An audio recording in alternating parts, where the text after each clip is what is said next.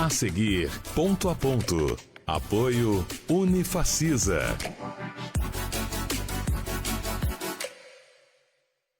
Alô, amigos, um abraço a todos. O plenário da Câmara dos Deputados aprovou na última quarta-feira e por unanimidade o quê? O projeto que amplia o desconto, a isenção do imposto de renda para quem ganha até R$5.000 mensais.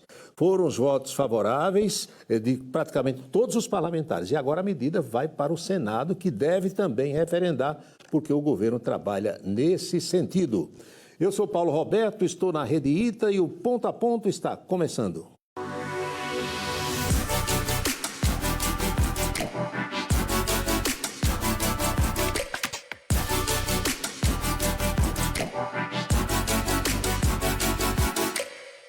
O Senado brasileiro aprovou o projeto de lei que cria novas regras para impedir a concessão de empréstimos consignados sem a autorização prévia do beneficiado. O objetivo disso aí, todos nós sabemos, é evitar as fraudes que vêm acontecendo, principalmente de pessoas idosas que muitas vezes contraem empréstimos sem saber o que é que estão fazendo. Isso terá desdobramento nos próximos dias, as operações serão todas esclarecidas na imprensa nacional e o que se espera é que esses abusos que estão acontecendo não ocorram mais. A nossa entrevistada dessa semana é a médica geriatra Ana Luísa Figueroa.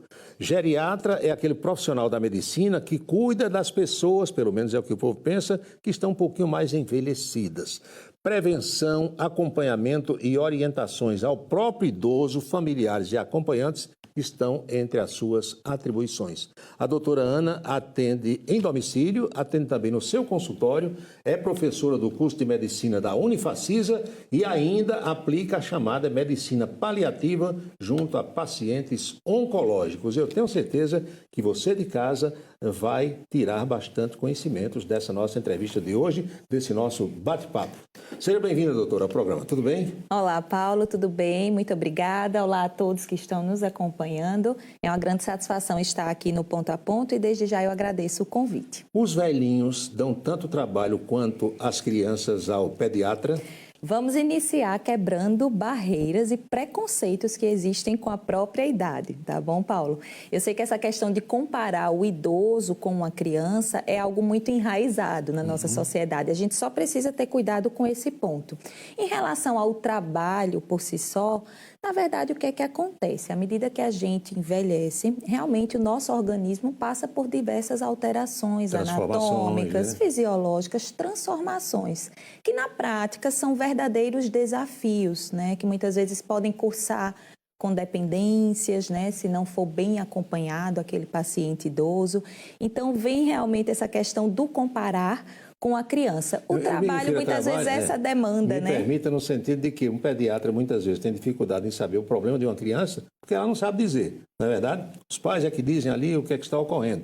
E muitas vezes diz, o velhinho fica meio que ranzinza, entendeu? Não é muito de obedecer ao médico, não come isso, ele vai e come, mais ou menos nesse sentido. Acontece? Acontece muito. Na verdade, o idoso ranzinza, classicamente chamado, muitas vezes aquilo, Paulo, eu chamo até a atenção, pode ser uma manifestação de algo patológico, né? Então, muitas vezes aquela alteração comportamental, o dia a dia mais rebelde, pode ser um processo já de adoecimento, que aí eu peço que os familiares realmente fiquem alertas em relação a isso. E muitas vezes ocorrem quando o idoso sente aquela sensação de que os papéis estão se invertendo, né? Então, claro que em algumas épocas da vida é necessário realmente um suporte maior dos familiares.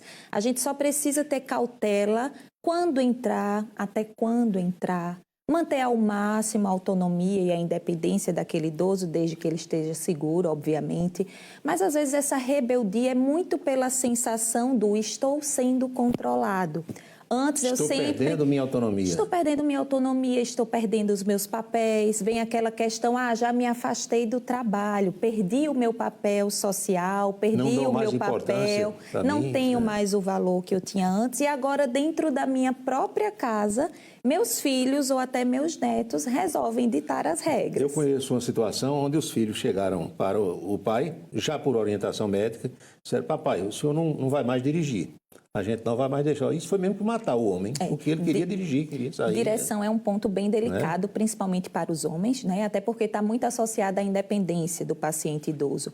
Sempre me questionam muito em relação à direção veicular e assim como os outros pontos, como as outras atividades, merecem realmente muita atenção. O que eu sugiro aos familiares que estão passando realmente por esse impasse do que fazer, até quando fazer, é buscar realmente auxílio profissional. Quem busca esse auxílio? É mais os familiares ou o próprio idoso, digamos assim? Familiares, de uma forma geral, por questões culturais. Aqui na nossa cidade ainda é assim. As pessoas têm essa falsa crença que o idoso só deve iniciar o acompanhamento geriátrico na idade mais avançada, quando as fragilidades já vão aparecendo. Hoje em dia, a tendência realmente é de transformar esse cenário. E a partir de que ano a gente pode dizer assim que a pessoa já deveria procurar um geriatra? E de que idade? A partir dos 60, 60. é idoso, 60, é parada obrigatória. Porém, como eu vinha falando, o cenário ele vem mudando um pouco.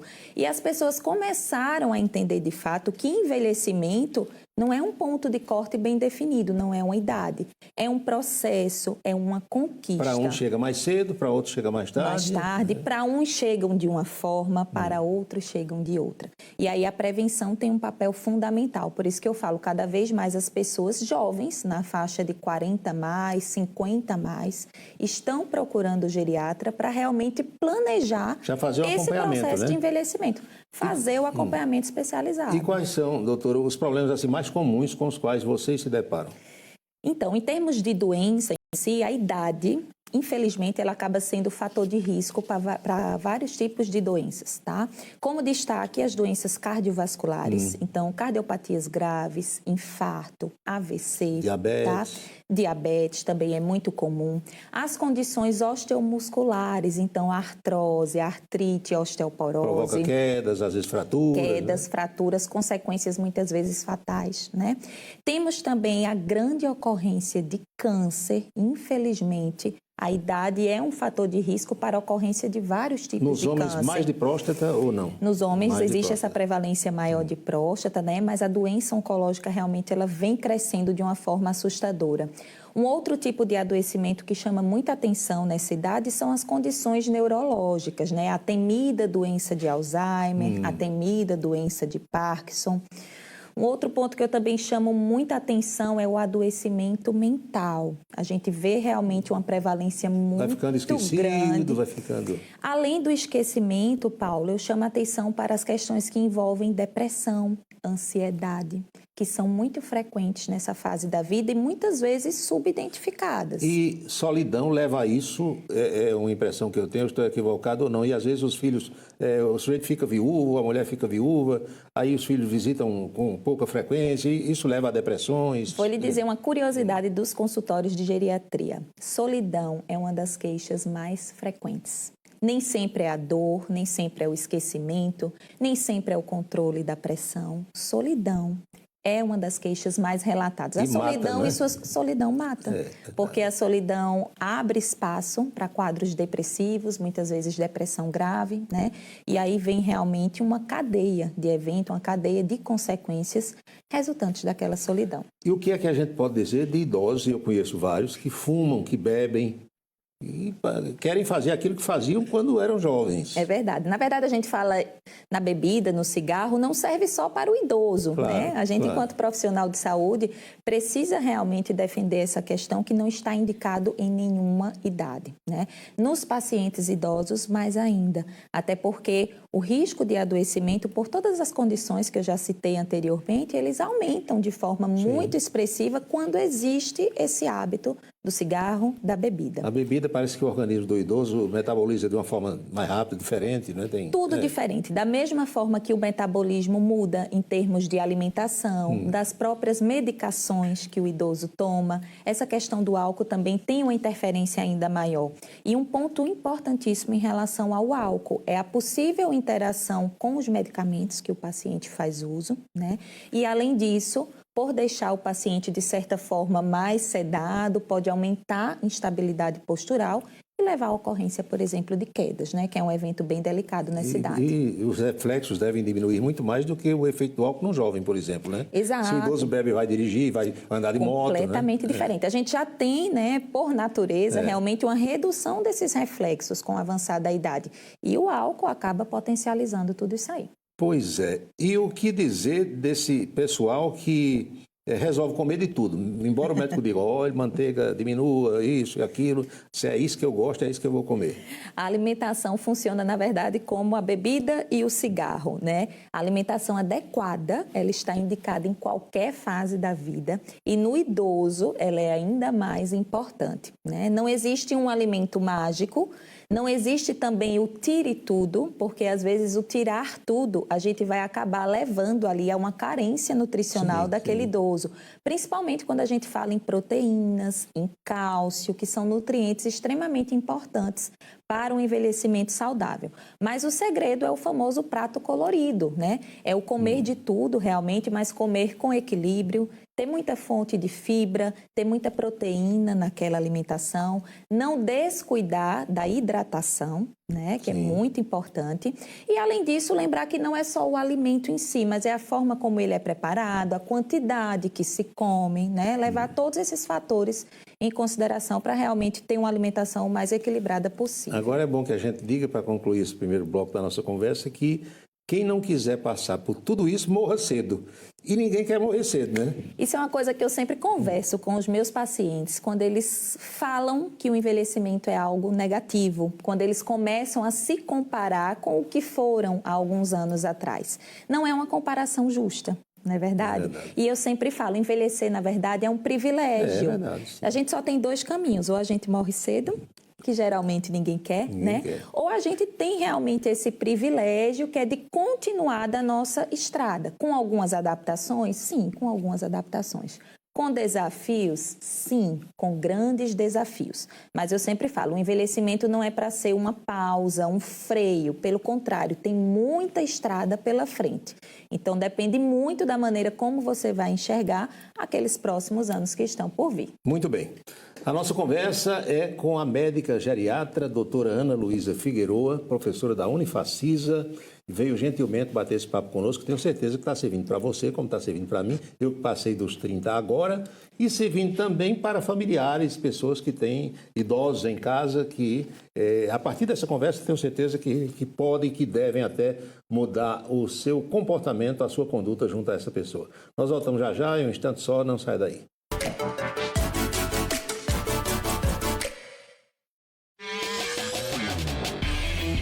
Fala galera, sábado às 2 horas da tarde, cola no IT Games para conferir tudo sobre EA Sports FC 26, Silent Hill F, Ghost of Tsushima, Mario Galaxy, Wolverine e tudo de Forza Horizon 6.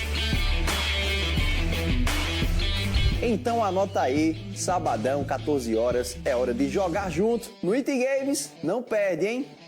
Estão abertas as inscrições para o vestibular de Medicina Unifacisa. Aqui você aprende em um hospital exclusivo que conecta ensino, pesquisa e inovação. Porque na Unifacisa, viver medicina é fazer parte de um ecossistema único. É aprender e desenvolver habilidades que transformam realidades. Onde a excelência acadêmica anda lado a lado com o cuidado. Vestibular de Medicina Unifacisa. Prova dia 25 de outubro. Inscreva-se agora em unifacisa.edu.br. Cada dia traz uma nova história. Quando você mais precisa, o Hospital Help está aqui para cuidar de você com humanização e excelência. A qualquer hora, em qualquer dia, nosso pronto atendimento 24 horas está preparado para receber adultos e crianças. Nosso atendimento obstétrico 24 horas conta com ginecologistas, obstetras, pediatras, neonatologistas e UTI neonatal, garantindo um ambiente seguro e acolhedor para mamães e bebês. Nos desafios inesperados, você nunca está sozinho.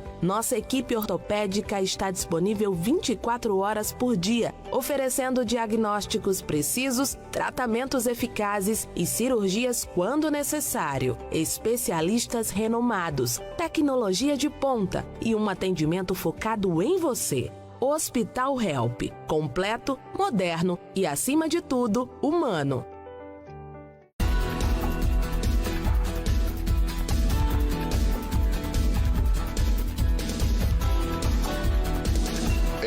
Enquanto o mundo gira, a notícia chega primeiro aqui para deixar você bem informado. Camisa 10, o blog do Paulo Roberto. Acesse www.camisa10.net.br. A Rede Ita agora tem uma novidade. O Itacast é o mais novo canal de podcasts da casa, que está dividido em diversas editorias. De política a esporte, a Rede Ita está ainda mais próxima de você.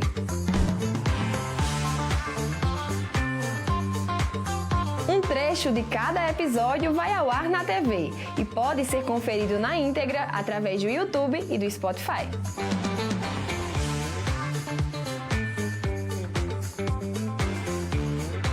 É a Rede Ita, a TV de hoje, bem juntinho de você.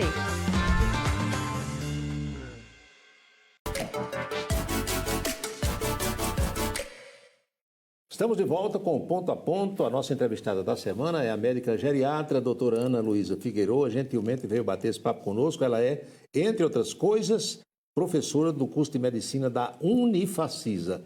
Doutora, você não é paraibana. Já foi adotada pela Paraíba, obviamente, né? Sou Casou adotada. aqui, Eu confesso que Campina Grande, na verdade, me abraçou de uma forma muito gentil. Eu sou natural de Maceió. Desde muito cedo saí de casa realmente por conta da minha formação. Morei um tempo no Ceará, mais recentemente estava morando no Recife. E nos últimos anos realmente venho seguindo a minha estrada aqui em Campina. Campina foi a opção mesmo? Foi a opção até por questões pessoais, né? Então acabou que tudo conspirou para eu construir minha carreira aqui. E quando morava lá no Juazeiro do meu padrinho, se subiu ali no Horto algumas vezes? Subi no Horto algumas vezes, paguei promessas Olha em relação à faculdade. Eu fiz faculdade lá, né? Morei 6 anos lá. Foi uma terra também bem especial, né? E que eu devo muito. Já casou em Campina Grande? Casei em Maceió, mas já com essa programação de vir morar em Campina. Meu esposo é natural de Campina. Os seus atendimentos aos pacientes, a gente sabe que recentemente a doutora esteve aqui na televisão conversando com a Anchieta, que é no consultório e é também na residência da pessoa idosa, não é? Exato, exato. A geriatria tem muito disso, está no DNA do geriatra, essa questão do atendimento domiciliar. A gente mantém as rotinas de consultório normalmente, mas a gente também não pode esquecer daqueles idosos que têm uma limitação de mobilidade ainda maior, né? Inclusive pacientes acamados.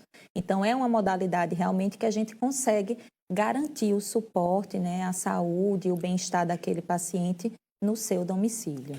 A gente pode divulgar assim um e-mail que as pessoas possam fazer contato? Pode, com certeza. Pode dizer? As pessoas podem me encontrar, na verdade, nas redes sociais, né? O meu Instagram é Ana Luísa Figueiroa e o meu site é analuisafigueiroa.com.br. Facinho. Lá a gente sempre traz informações em relação à saúde do idoso, a esse processo de envelhecimento, o olhar não apenas para a pessoa idosa, mas também para os familiares, para os cuidadores, para toda a rede envolvida. E um e-mail que a gente possa divulgar?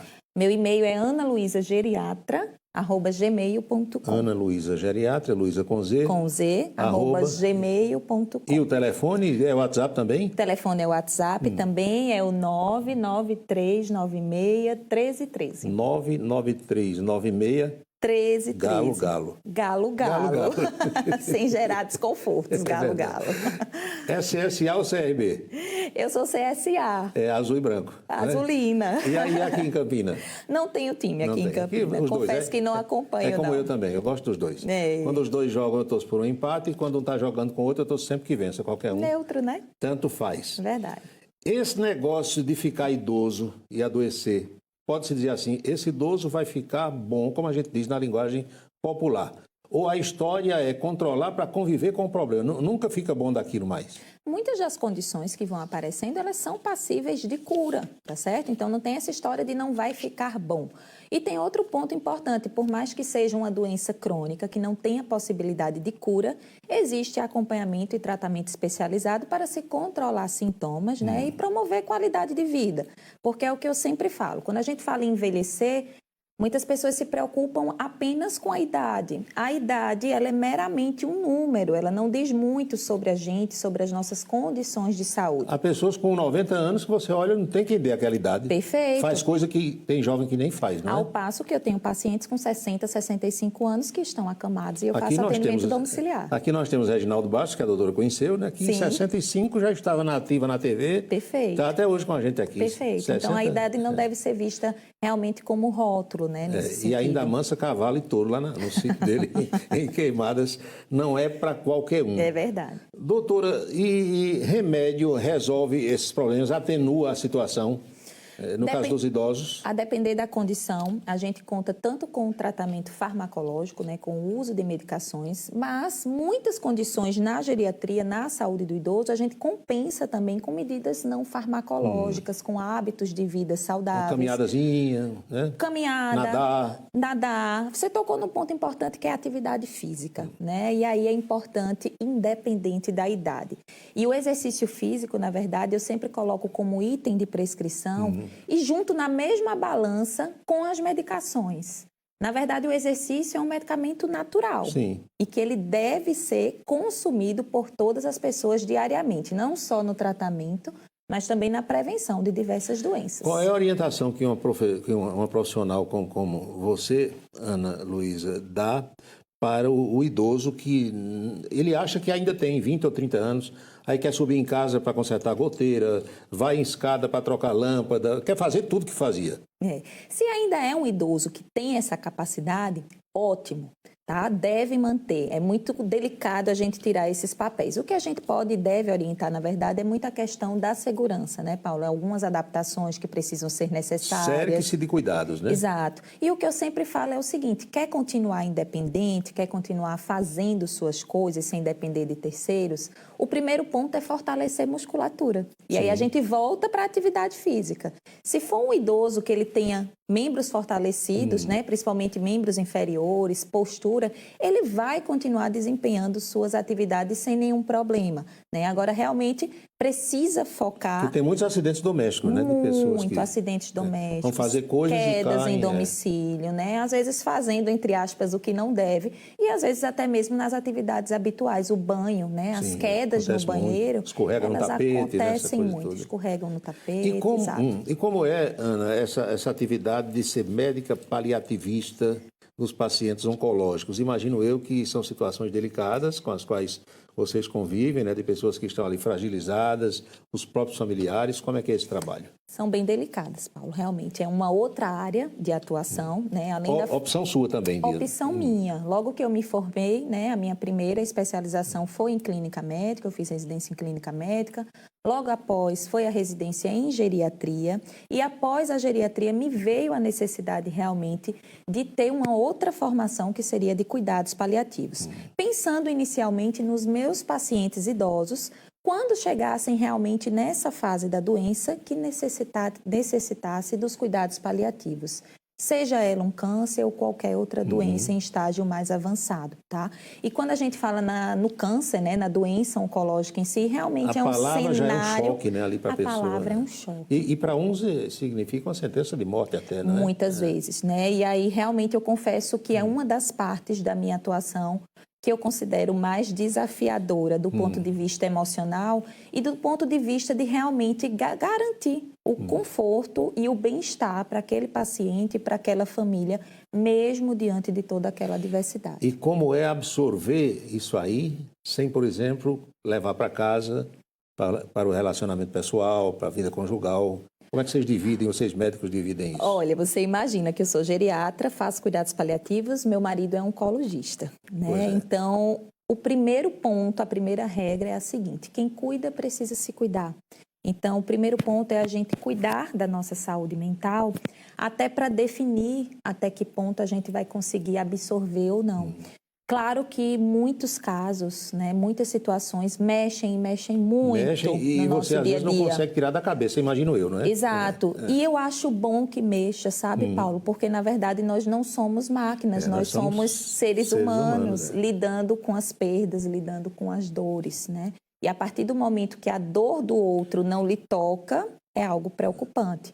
Mas é muito ter a questão do equilíbrio, né? É um absorver, mas tentar internalizar que ali, mesmo diante do sofrimento, você está se esforçando para trazer conforto, que você está amparando, né? Que a experiência daquele paciente oncológico e daquela família que está ao lado vai se tornar um pouco mais leve se toda aquela condição for bem amparada, bem auxiliada. E imagino eu que no caso de vocês, um casal que lidam com essas situações, vocês não podem e nem devem estar o tempo todo falando sobre doença em casa, quando sai para um barzinho, para uma festa, né? Porque senão, cadê a vida, né? Fora disso. É verdade. Eu lhe faço assim essa introdução porque eu tenho uma amiga que é enfermeira.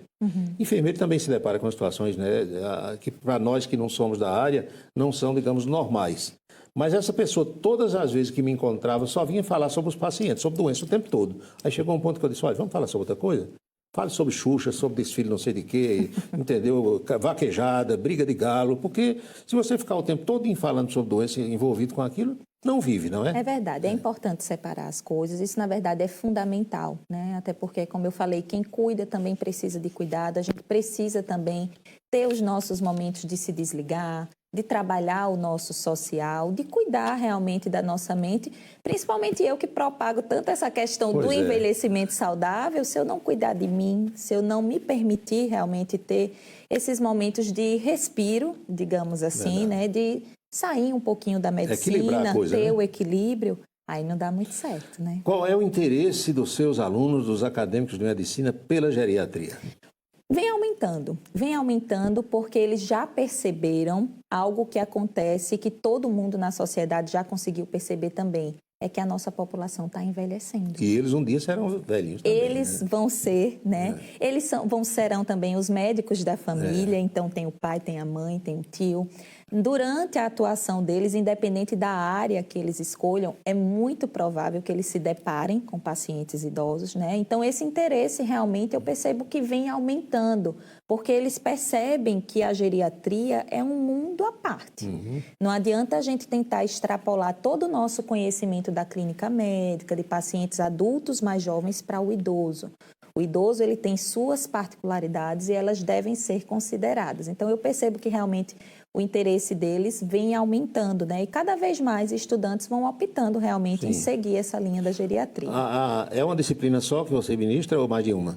Lá na Facisa seria a disciplina de saúde do idoso, tá certo? Onde a gente acompanha toda a parte teórica e prática. E eu acompanho também os alunos nos últimos 2 anos de formação, que é o internato, onde eles ficam apenas estagiando. Então, eu acompanho eles lá no internato de clínica médica. A gente, quando conversa com a doutora Ana Luísa, percebe que ela é feliz com o que faz. Muito. Está no seu semblante, está escrito assim. As pessoas lhe dizem isso? Já escutei muito isso. E já escutei, inclusive, pessoas impressionadas sempre falam a mesma frase. Nossa, mas você é tão jovem e escolheu cuidar de idosos, né? Não é um trabalho muito difícil, muito complexo, com muita paciência. E, na verdade, o que você falou realmente, acredito que define. Eu sou muito satisfeita, Paulo, com a gente fazer o que gosta e ainda ganhar dinheiro é bom, não é? É o que eu faço aqui também. Acaba sendo um passatempo. Eu confesso que eu me sinto muito realizada com os 2 papéis, na verdade, tanto a de médica quanto a de professora. Minha mãe certa vez me perguntou, você gosta de ser mais chamada de doutora ou de professora? E foi algo que realmente eu nem consegui responder. Pois é. Porque, na verdade, é um privilégio muito grande, né? A gente trabalhar com áreas tão essenciais, de uma maneira doutora geral. Ana Luísa Figueiredo, muito obrigado por ter vindo ao programa, que agradeço, viu? Eu acho que o nosso papo foi interessante para quem está nos vendo em casa. E vamos repetir só o telefone do WhatsApp, 99396-1313. 1313. Eu tenho um filho, Adriano, que um dia eu fui dar um carro de presente para ele, nos bons tempos. Aí ele disse, eu vou lhe pedir uma outra coisa. Diga, consiga para mim a placa 1313 para esse carro. E não é que eu consegui, tá vendo? 1313 é o telefone da doutora. Muito obrigado, viu? Eu que agradeço, Paulo. Pois bem, e a você de casa, o nosso melhor agradecimento. Nós marcamos encontro para o próximo Ponto a Ponto. Felicidades para todos e até lá.